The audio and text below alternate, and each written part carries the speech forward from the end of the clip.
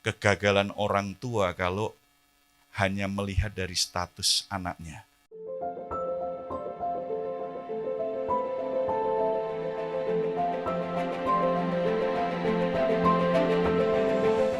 Salam, saudara-saudara yang dikasihi oleh Tuhan Yesus, seringkali kita mendengar obrolan sesama ibu-ibu yang anaknya sudah dewasa. Ada yang kadang-kadang mereka berkata, senang ya karena anakmu semua sekarang sudah jadi orang. Kalau anakku sih yang jadi orang baru satu.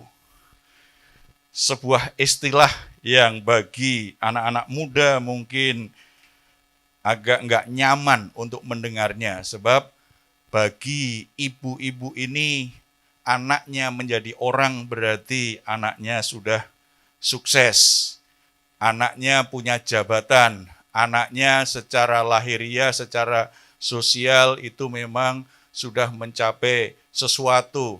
Intinya berarti anak-anaknya itu sudah bisa membuat orang tuanya bangga, nggak jadi beban lagi. Sementara anak-anak yang belum punya pekerjaan tetap, yang penghasilannya masih sedikit, mendengar itu akan jadi kecil hati. Berarti bagi mama, aku baru setengah orang. Belum jadi orang, baru setengah orang. Jadi berarti nilai banyak orang tua menilai anaknya itu baru benar-benar orang itu kalau punya jabatan, sukses dalam karir, dalam pekerjaan, punya uang banyak, punya harta banyak. Kalau anaknya duitnya sedikit, apalagi anaknya belum bekerja, anaknya nggak punya duit, itu belum orang. Saudara, sebuah nilai yang salah dalam hidup ini. Sebab setiap orang terlahir, nilai hidupnya bukan pada status sosialnya, bukan pada uangnya, bukan pada harta dan jabatannya. Kita akan melihat kebenaran firman Tuhan ini kegagalan orang tua memahami anaknya, memperlakukan anaknya. Kita akan lihat 1 Samuel, kita masih mempelajari kitab 1 Samuel. Sangat menyedihkan ketika saya membaca Imam Eli, keluarga Imam Eli dan keluarga Samuel. Ternyata bahkan Samuel, hamba Tuhan yang pelayanannya begitu bagus sekali, ternyata juga gagal sebagai orang tua. Dalam realita kita juga bisa lihat banyak orang baik gagal sebagai orang tua. Banyak orang di bisnisnya berhasil, di pekerjaannya berhasil, secara sosial berhasil, tetapi gagal sebagai orang tua. Kita baca dulu 1 Samuel pasal yang ke-8. Kita membaca sedikit dari keterangan tentang anak-anak Samuel sebagai hamba Allah, sebagai nabi Allah. 1 Samuel pasal 8, ayat 1 sampai yang ketiga. Kita membacanya bersama-sama. 1, 2, 3. Setelah Samuel menjadi tua, diangkatnya lah anak-anaknya laki-laki menjadi hakim atas orang Israel. Nama anaknya yang sulung ialah Yoel, dan nama anaknya yang kedua ialah Abia. Keduanya menjadi hakim di Berseba. Tetapi anak-anaknya itu tidak hidup seperti ayahnya. Mereka mengejar laba, menerima suap, dan memutarbalikkan keadilan. Saudara-saudara, kalau dari ayat ini kita bisa tahu apa yang membuat Samuel gagal sebagai orang tua. Karena di rumah tangga, di keluarga Samuel, status sosial lebih diutamakan, tetapi mengabaikan pentingnya sebuah karakter. Ketika status sosial menjadi yang utama, yang dikejar, dan karakter diabaikan dalam sebuah keluarga, maka keluarga itu akan mengalami kegagalan. Ketika orang tua lebih mengutamakan supaya anaknya mengejar status sosial, lebih dari pentingnya karakter, maka orang tua itu gagal. Anak-anak Samuel diberi status seperti ayahnya. Setelah Samuel tua, mereka menggantikannya. Tetapi mereka tidak seperti ayahnya. Catatannya, mereka mengejar laba. Mereka menerima suap. Mereka melakukan ketidakadilan. Saudara, itu ciri-ciri, sebagian ciri orang-orang yang karakternya buruk. Orang-orang yang karakternya buruk, ketika dapat jabatan, dapat posisi yang dipikirkan, aku dapat keuntungan apa? Aku dapat keuntungan apa? Apa yang bisa aku dapatkan dengan jabatan ini? Makanya mengejar laba. Apalagi status yang disandang. Anak-anak Samuel ini status sebagai hamba Tuhan. Kalau seorang hamba Tuhan melayani Tuhan, melakukan pekerjaannya, berpikirnya, aku dapat apa? Itu jelas karakternya rusak. Karakternya buruk. Berarti bukan melayani. Ada orang bilang kan ada yang jualan ayat. Itu jualan ayat. Ayat firman Tuhan untuk jualan supaya dia dapat keuntungan, menjadi laba, dapat laba. Karakter yang rusak. Sebab ini, apalagi ketika itu jadi sebuah kebiasaan, hatinya mulai melekat pada uang. Alkitab berkata, cinta akan uang akar segala kejahatan. Makanya kita ketemu orang-orang yang punya status yang bagus, termasuk status rohani yang sangat baik sekali. Tetapi jahat sekali, licik sekali. Karena apa? Cinta akan uang. Kalau jadi orang tua jangan cinta uang, cintai istri dan anakmu. Istrimu sendiri maksudnya ya, jangan cintai istrinya orang lain. Istrimu sendiri, cintai anakmu, jangan cinta akan uang. Status sosial menjadi kesempatan untuk jadi berkat, bukan untuk mengambil, merampas berkat orang lain. Tidak. Siapa yang ingin menjadi yang terbesar, baiklah ia melayani. Yang diajarkan Yesus tentang kebesaran apa? Melayani. Kenapa orang Lewi tidak mendapat bagian dari milik pusaka? Karena bagian orang Lewi adalah Tuhan sendiri. Tidak mendapat warisan milik pusaka secara jasmani, yaitu tanah. Karena dia mendapat warisan yang terbaik, pemilik tanah sendiri, pemberi berkat sendiri. Nah, kalau orang dapat status yang begitu mulia, berpikirnya, aku dapat laba apa? Aku dapat laba apa? Bukankah itu karakter yang sangat buruk sekali? Lalu menerima suap. Kalau sudah bicara suap, ini kan hamba Tuhan. Kalau menerima suap, berarti suap untuk apa sih? Pasti suap untuk melegalkan praktek-praktek yang salah secara rohani. Seperti yang akhirnya kalau di perjanjian baru Yesus marah besar di bait Allah itu kan. Karena mulai ada praktek. Misalnya orang memberi korban persembahan itu dombanya harus tidak bercacat celah. Harus dicek betul, tidak boleh ada kutunya. Tidak boleh kutuan dipersembahkan sebagai korban. Lalu kukunya tidak pecah. Dicek betul kondisi domba yang mau dipersembahkan itu tidak bercacat. Nah, kalau ada imam bisa disuap, persembahan yang dipersembahkan asal-asalan. Yang penting ada dombanya. Disuap untuk apa? Untuk menyetujui praktek-praktek yang tidak benar.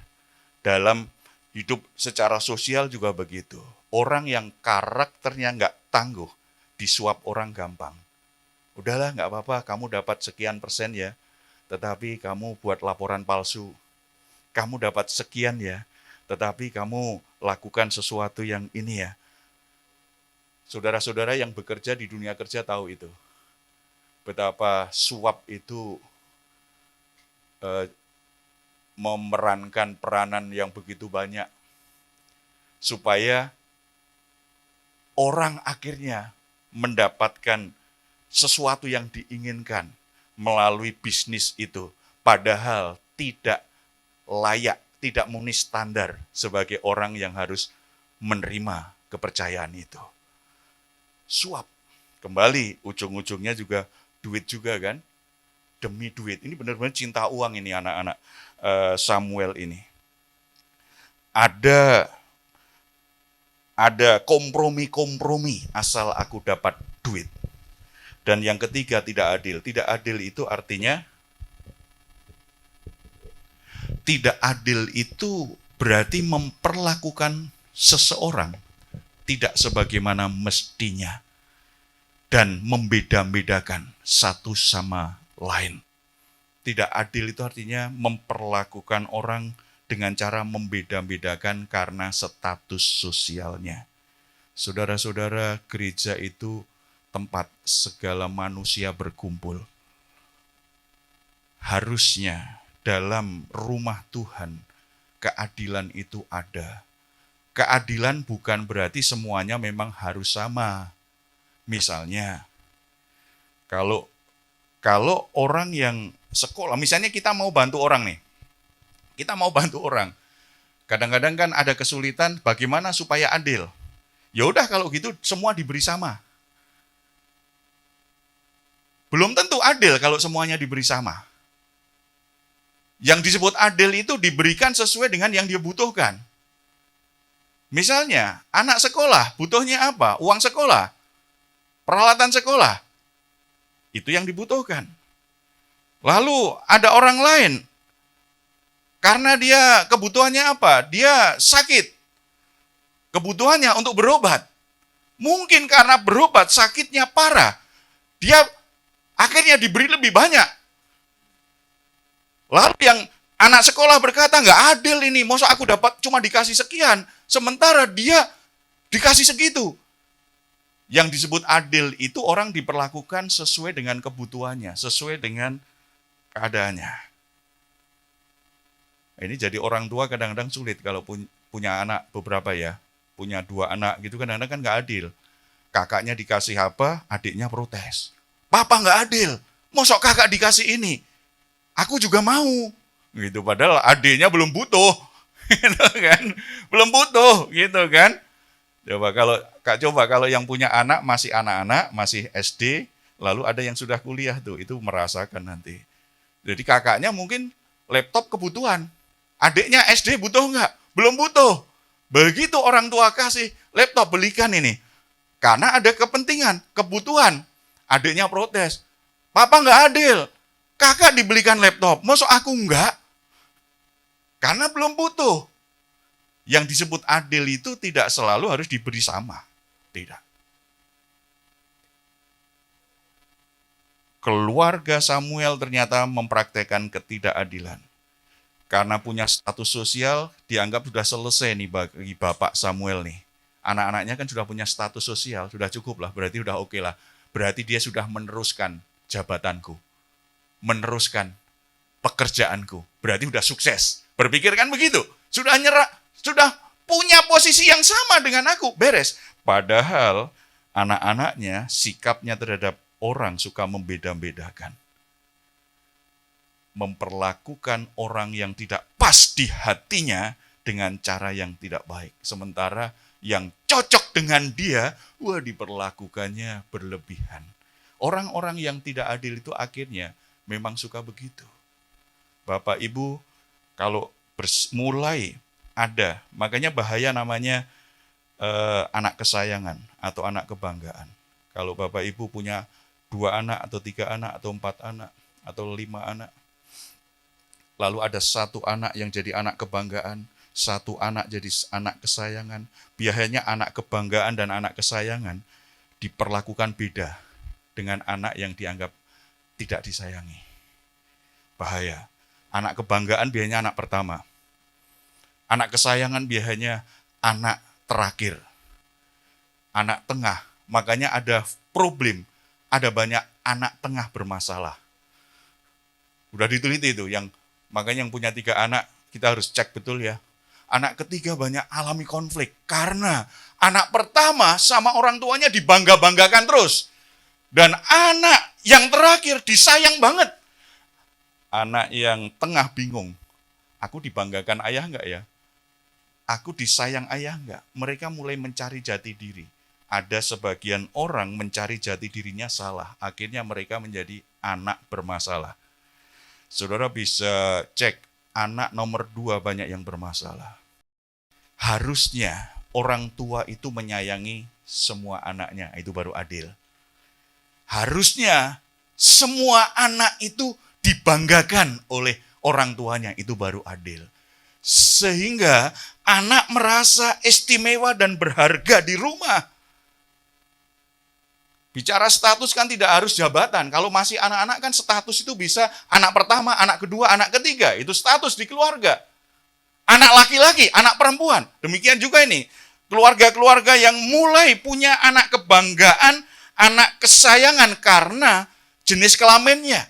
Ada sebagian keluarga, anak laki-laki itu kebanggaan luar biasa. Sementara perempuan nggak terlalu biasa-biasa saja. Seperti orang Yahudi, punya anak perempuan merasa nggak punya anak. Yang disebut anak itu anak laki-laki. Yakob punya 12 anak. Padahal apakah anaknya 12? Enggak, dia punya anak perempuan. Enggak masuk hitungan itu. Berarti anak laki-laki dapat status istimewa. Dan biasanya kalau ada anak yang diistimewakan tadi, dibanggakan, disayangi lebih dari yang lain, buat salah dimaklumi. Dapat perhatian lebih dari anak yang lain. Tidak adil. Tidak adil. Kegagalan orang tua kalau hanya melihat dari status anaknya. Harusnya orang tua belajar adil dengan anak-anaknya.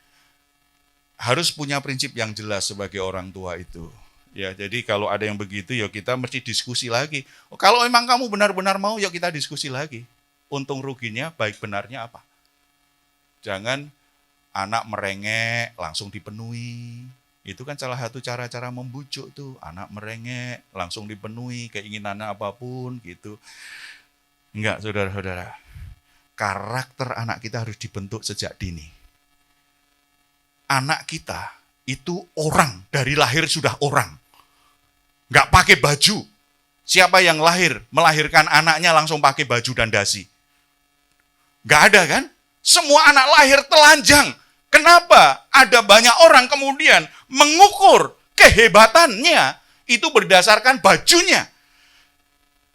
Karena baju menunjukkan status tertentu. Itu bahaya.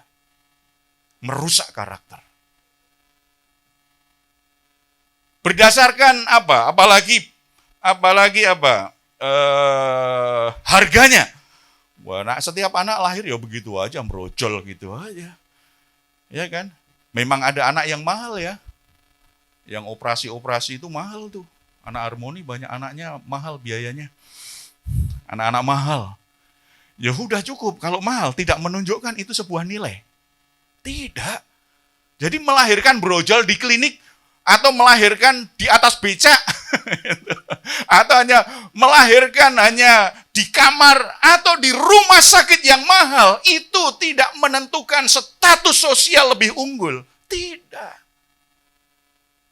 Bapak Ibu, kalau anakmu lahir di rumah sakit yang mahal, bersyukur kalau Tuhan berkati. Tetapi kasih nilai ke anak. Nak, Tuhan itu baik sekali loh. Mama ketika melahirkan kamu benar-benar menolong dan memberkati loh. Kamu patut bersyukur loh. Kamu bisa lahir di tempat yang begitu enak, begitu nyaman, ditangani dokter yang bagus. Kamu harus bersyukur dengan kelahiranmu. Padahal nggak selalu papa mama bisa loh membiayai begitu. Diberi nilai, jangan justru diberi harga. Enggak, diberi nilai. Nilainya adalah itu anugerah Tuhan, itu berkat Tuhan.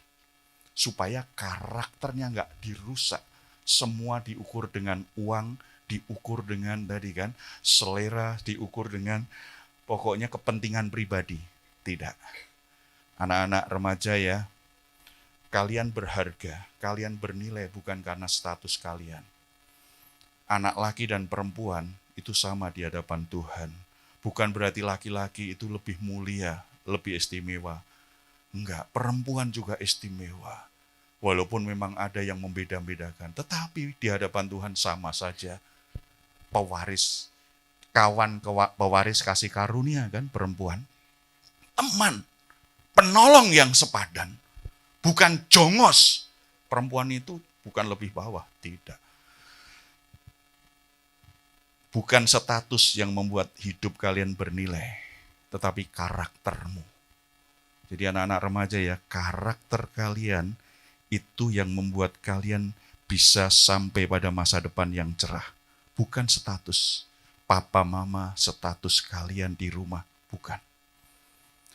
Kalau nanti dalam perjalanan hidup kalian, Tuhan membuka jalan, kalian dalam pekerjaan, status sosialnya bagus sekali. Orang bilang itu orang sukses, orang berhasil, puji Tuhan. Tetapi ingat, karakter kalian lebih penting dari jabatan kalian. Karakter itu lebih penting dari semua status sosial yang kita miliki. Cara menguji karakter orang apa? Kasih jabatan, kasih posisi, kelihatan karakter aslinya. Anak-anak Samuel terlihat begitu dikasih jabatan, karakternya buruk. Selain jabatan apa? Kasih penderitaan, karakter orang kelihatan. Kalau menderita, orang kan juga kelihatan tuh. Dan yang ketiga, kasih kesempatan untuk mengalami yang namanya konflik. Ketika orang mulai ada perbedaan pandangan, ketika orang mulai ada yang gak cocok dengan orang lain, terlihat karakter aslinya. Relasi yang sedang bermasalah akan memperlihatkan karakter asli orang. Akan bisa mendewasakan atau semakin merusak. Demikian juga jabatan dan penderitaan. Bisa mendewasakan karakter orang, tapi juga bisa merusak. Sebab kalau orang menderita banget, bisa aja kan karakternya rusak. Kan? Karena merasa nggak punya apa-apa, lapar, dia merampok. Ketika lagi ribut, dia ternyata setelah itu kasar sekali lakukan sesuatu yang buruk. Tetapi bisa juga ketika konflik, ternyata dia bisa menanganinya dengan baik tuh. Bisa memaafkan, mulai koreksi diri, memperbaiki hubungan, nah itu karakternya dibentuk lebih bagus. Ketika punya jabatan, orientasinya bukan apa yang saya dapatkan, berapa bayaran saya, tetapi apa yang bisa saya lakukan untuk melayani, untuk membangun orang-orang yang saya layani. Karakternya dibangun. Kalau karakternya masih bertahan bagus, jabatan bukan tujuan hidup. Status sosial bukan tujuan hidup. Kalau ada orang yang lebih baik akhirnya dapat kesempatan, dia harus digantikan, nggak akan sakit hati. Nanti kalau ini di keluarga, ini kalau gagal dari sisi ini ya, hanya mengejar status, tetapi mengabaikan pentingnya proses pembentukan karakter. Anak-anak kita setelah dewasa jadi orang bermasalah. Selama di rumah masih agak terbatas karena takut kita sebagai orang tua. Tetapi ketika nanti sudah dewasa, bisa mereka kebablasan. Anak-anak saya ingatkan lagi ya, karakter kalian lebih penting daripada status sosial kalian. Jadi kalau dapat posisi, dapat kesempatan, dapat keistimewaan, itu kesempatan untuk menjadi orang yang semakin baik. Gitu ya, jadi berkat bagi orang lain. Kita belajar lagi dari kisahnya Eli. Eli juga hamba Tuhan. Bagi saya ini dua kisah ini bagi perenungan, jadi perenungan pribadi bagi saya. Karena salah satu doa saya sebelum saya ditahbis jadi pendeta bagi saya pergumulan, posisi itu saya merasa sangat tidak layak. Saya tidak merasa tidak layak untuk jadi pendeta. Salah satu doa saya adalah, Tuhan saya mau, tapi saya nggak mau anak saya nakal. Karena sudah terlalu sering saya dengar anak pendeta nakal-nakal. Tetapi Tuhan ingatkan, yo anakmu akan nakal kalau kamu tidak punya waktu untuk mereka. Kalau kamu tidak punya tanggung jawab untuk mereka. Anak-anak Eli juga mewarisi jabatan ayahnya. Punya status. Punya problem lagi nih soal status. Imam Eli ternyata membiarkan kenikmatan yang sifatnya hawa nafsu kedagingan itu lebih utama, tetapi mengabaikan batas-batas kekudusan dalam keluarganya. Seorang imam itu punya hak untuk mendapatkan bagian dari persembahan umat, benar. Jadi korban bakaran dimasak dulu atau dibakar, lalu ada bagian para imam, baru bisa dinikmati. Tetapi anak-anak Imam Eli ini enggak ini. Hofni dan Pinehas ini baru diolah. Dia suruh bujangnya. Dia suruh kosternya itu. Itu untuk ambil itu garpu, tusuk-tusuk itu yang enak tuh. Jadi tusuk, pokoknya yang nancep, ya udah itu bawa aja. Itu bagian kita. Batas kesucian Tuhan dari persembahan itu dilanggar oleh Hofni dan Pinehas. Karena apa? Mereka melihat daging itu begitu berselera. Mereka ingin menikmatinya. Sedemikian rupa, nafsunya itu begitu besar untuk menikmati makanan itu. Bahkan ketika seharusnya lemak itu kan dibakar. Dalam persembahan itu lemak dibakar. Lemak yang dibakar itu kan berbau harum. Makanya ada istilah persembahannya berbau harum di hadapan Tuhan. Dipersembahkan kepada Tuhan. Tetapi kan lemak, daging nggak ada lemak, nggak enak. Apalagi daging babi ya, nggak enak, nggak ada lemaknya.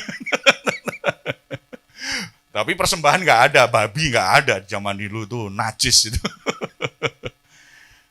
Diambil itu, ketika umat, jemaat protes, loh kan harus dibakar dulu. Kalau kamu nggak kasih, aku lakukan dengan kekerasan. Demi menikmati kenikmatan kedagingannya, dia melanggar betul batas kekudusan sebuah ibadah, sebuah persembahan, sebuah pelayanan. Bahkan tadi kan disebutkan di ayat yang 12 tadi kan, mereka adalah orang-orang dursila, mereka tidak mengindahkan Tuhan ataupun batas hak para imam. Melanggar. Orang dursila itu saya coba cek apa ya artinya. Orang dursila itu terjemahan sederhananya orang yang tindakannya tanpa etika. Nggak peduli aturan apa. Tidak peduli itu boleh atau tidak. Pokoknya kalau aku suka, aku akan lakukan. Kalau aku senang, aku ambil. Jadi orang yang tidak peduli dengan etika, dengan aturan. Bahkan sudah membuat janji pun orang dursila, dia tenang-tenang saja melanggar janji. Makanya di situ tidak mengindahkan Tuhan. Nggak peduli, pokoknya aku suka, aku mau. Haknya sebagai imam kan sudah diberi. Kamu akan dapat bagian dari daging yang diolah. Daging yang dipersembahkan. Tetapi nggak sabar. Tapi aku nggak mau. Aku maunya lebih. Apa yang diinginkan? Mau. Saudara-saudara, kan bahaya. Banyak orang tua di masa tuanya banyak alami kesedihan. Karena anaknya waktu kecil dibiarkan saja. Pokoknya apa yang dia inginkan dipenuhi. Apalagi kalau keinginan anak cocok dengan selera orang tuanya. Ternyata Imam Eli itu juga senang makan daging. Makanya anaknya melakukan itu setuju-setuju saja karena ikut menikmati. Coba kita lihat di ayat ini nih. Ketika Tuhan menegur Imam Eli ini. Ayat 29. Pasal 2 ayat 29 ya. Mengapa engkau memandang dengan loba kepada korban sembelianku dan korban sajianku yang telah kuperintahkan? Dan mengapa engkau menghormati anak-anakmu lebih daripadaku sambil kamu menggemukkan dirimu dengan bagian yang terbaik dari setiap korban sajian umatku Israel. Berarti Imam Eli ikut menikmati apa yang dirampok, apa yang dicuri, apa yang dirampas oleh anak-anaknya. Wah, di situ disebutkan kamu menggemukkan diri sendiri. Waduh, jangan-jangan saya juga menggemukkan diri sendiri. Tapi saudara-saudara, hati-hati ya Bapak Ibu, kita harus membagikan nilai hidup kepada anak kita. Jangan selera kita sebagai orang tua. Membagikan nilai iman, membagikan nilai moral, membagikan nilai-nilai karakter yang mulia kepada anak kita. Kita pasti memang senang ya kalau anak kita itu mengikuti kita. Mengikuti hobi kita. Oh, senang sekali kita. Ngikutin selera kita. Tetapi ingat, tujuan mendidik anak bukan anak mengikuti selera kita. Mengikuti apa yang kita sedang kerjakan. Enggak. Sebab kalau hanya sebatas itu, kita sudah puas, maka kita mengabaikan hal yang lebih penting. Kalau anak kita hanya mengikuti selera makan kita, orang tua belum tentu berhasil. Berhasilnya orang tua mana? Ya itu selera makannya sama dengan aku. Wah, itu enggak berhasil. Anakku, aku berhasil sebagai orang tua. Tuh hobinya sama dengan aku. Enggak berhasil. Itu jadi orang tua yang gagal. Kalau orientasinya menikmati berkat, tetapi mengabaikan batas-batas kekudusan yang sebagaimana mestinya. Anak harus diajar, hakmu apa, tanggung jawabmu apa. Hakmu dalam keluarga apa, tapi tanggung jawabmu apa. Lalu bagaimana sikapmu terhadap Tuhan, itu mesti diajar. Anak-anak kalian boleh nikmati berkat yang Tuhan berikan dalam rumah tangga orang tuamu. Puji Tuhan kalau orang tuamu bisa mencukupi kebutuhanmu. Nikmati, gak salah. Tetapi ingat, tujuan hidupmu bukan menikmati berkat itu. Tujuan hidupmu adalah ketika engkau menikmati, engkau tidak lupa, kamu punya tanggung jawab. Harus ada batas, hakmu sampai di mana. Tanggung jawabmu seperti apa. Dan engkau tetap mengindahkan Tuhan. Jangan tanpa batas menikmatinya. Jangan. Yang bukan haknya dirampas. Itu kan melanggar batas. Makanya Bapak Ibu, jangan jadi orang tua yang gagal. Ketika kita mengajak anak-anak kita menikmati berkat Tuhan, tetap diingatkan, kamu tetap mengindahkan Tuhan. Kita ajarkan mereka, jangan melanggar Tuhan, jangan lupa bahwa ini berkat dari Tuhan. Kalau ini berkat dari Tuhan, kamu harus menghormati Tuhan. Jangan merampas hak orang lain. Kalau kamu ingin senang, jangan merampas hak orang lain. Kalau kamu ingin hidupmu enak, jangan merampas yang bukan hakmu. Lakukan tanggung jawabmu dengan benar. Kalau kita mengambil tanggung jawab kita benar, kita menghargai hak orang dengan benar, itu bagian proses hidup. Tuhan pasti berkati. Anak-anak muda ya, kalian akan diberkati Tuhan kalau kalian lakukan tanggung jawabmu dengan benar dan tidak merampas hak orang lain. Sebab ketika merampas hak orang lain, apalagi merampas hak orang lemah, akan berhadapan dengan Tuhan. Justru akan mengalami perjalanan hidup yang banyak masalah untuk ke depannya. Kegagalan orang tua membiarkan kenikmatan itu dipuaskan, tetapi mengabaikan batas-batas kesucian. Yang kedua. Yang ketiga, anak Imam Eli menghormati anaknya lebih dari menghormati Tuhan. Aneh ya. Yang kita baca di ayat 12 tadi kan.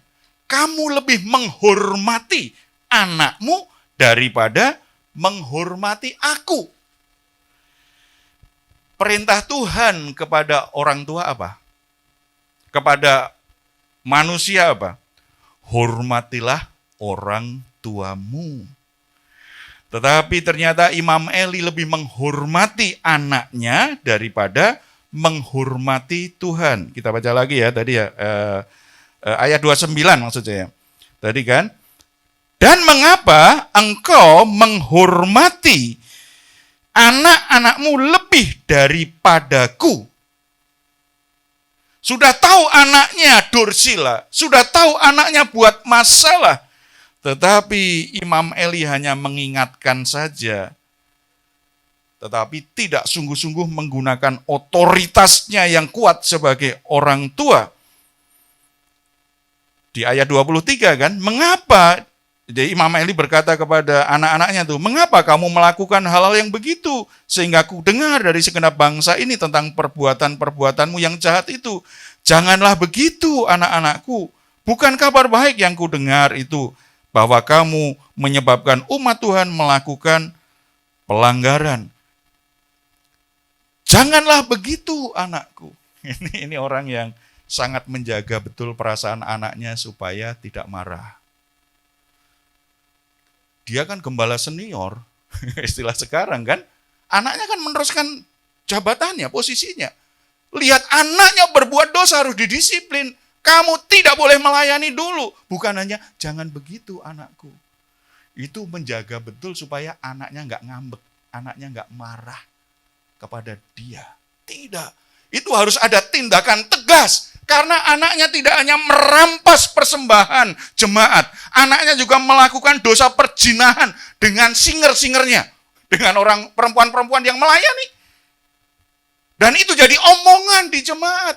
Maksudnya, nggak bolehlah anakku, janganlah begitu. Ayah yang lemah menggunakan otoritasnya.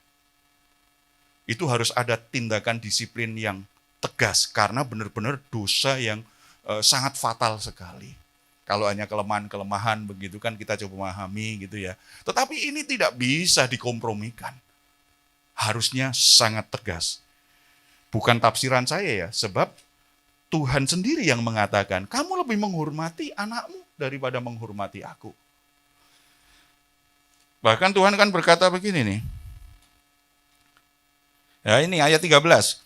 Sebab telah kuberitahukan kepadanya bahwa aku akan menghukum keluarganya, yaitu keluarga Eli ya, untuk selama-lamanya karena dosa yang telah diketahuinya. Orang tua mengetahui dosa anaknya, yakni bahwa anak-anaknya telah menghujat Allah. Tetapi ia tidak memarahi mereka.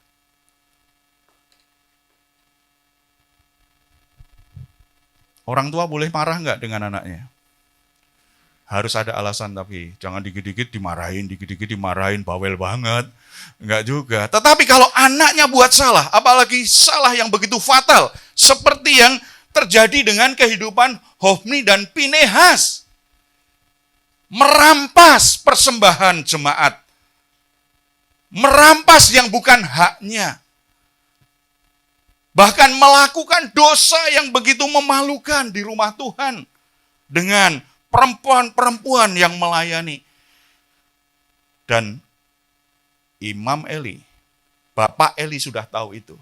Tetapi tidak marah. Tadi hanya berkata, mengapa kau lakukan ini sih nak? Janganlah kau lakukan ini nak. Tidak, kalau yang seperti itu harus marah orang tua.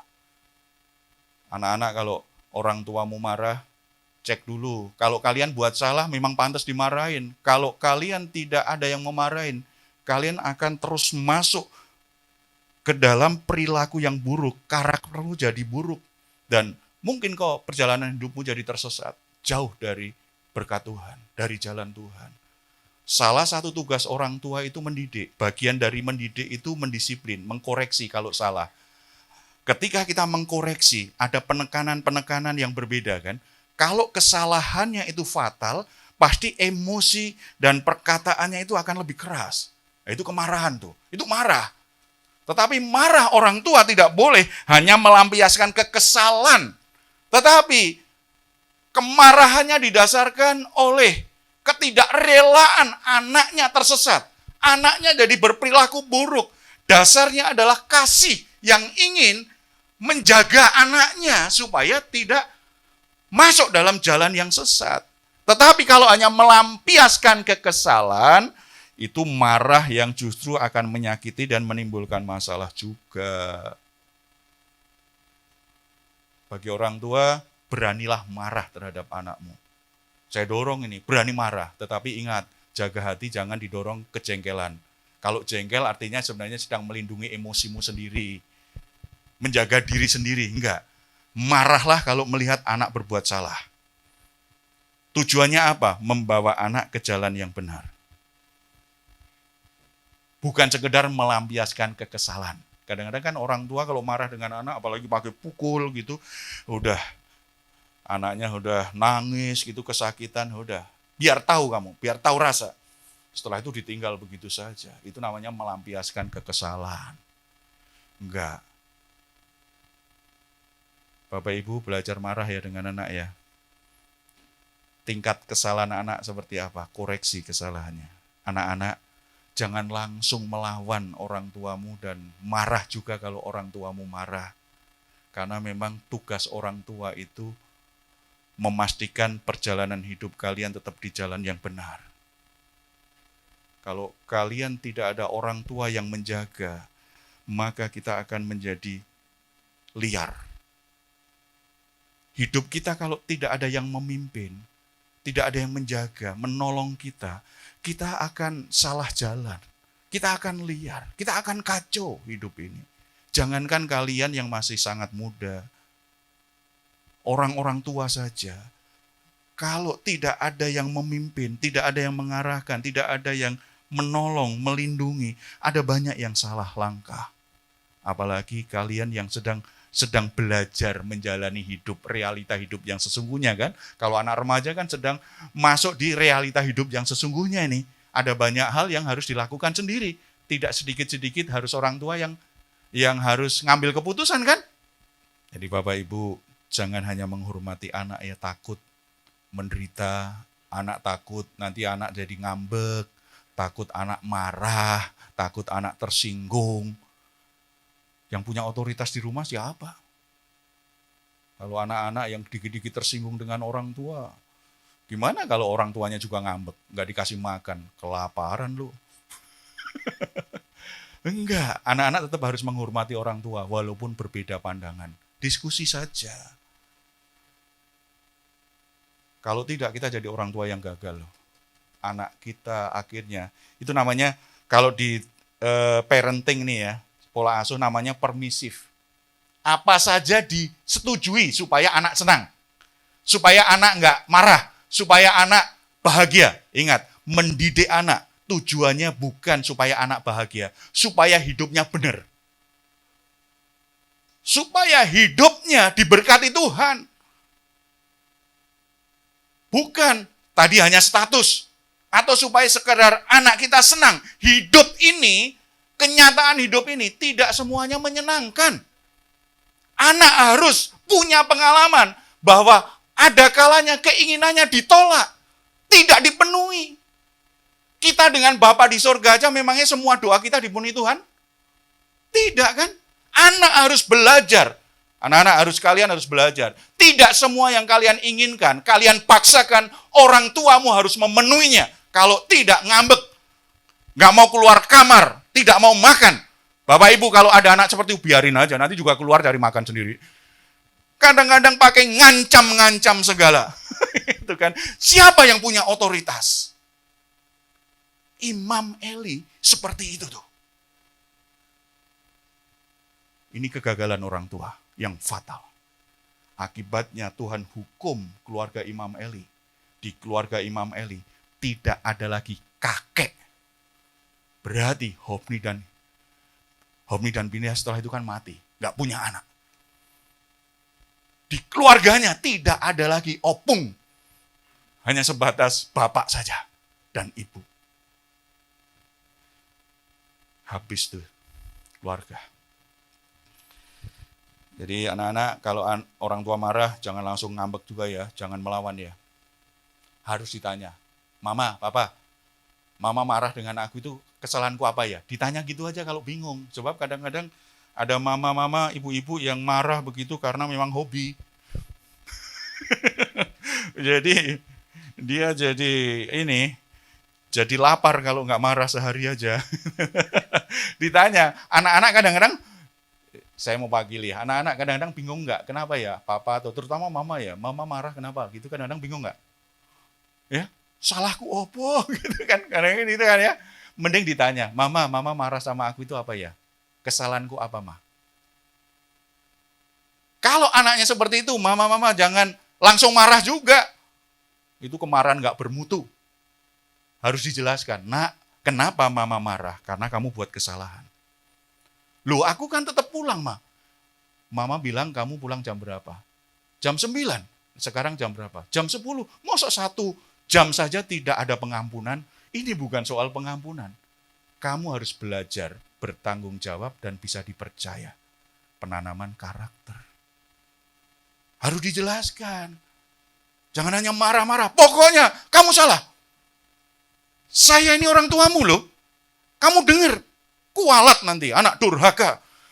Tambah lagi itu menghasilkan anak terluka dan penuh kemarahan. Enggak. Bapak Ibu pengen anak-anakmu bertumbuh dengan baik? Jangan gagal sebagai orang tua. Jangan ulangi kesalahan Samuel dan Eli. Kita enggak sempurna, tetapi kita bisa memperbaiki. Kalau Alkitab menulis kisah-kisah orang yang gagal, itu sebuah peringatan bagi kita. Jangan mengulangi kegagalan mereka. Kita bersatu dalam doa.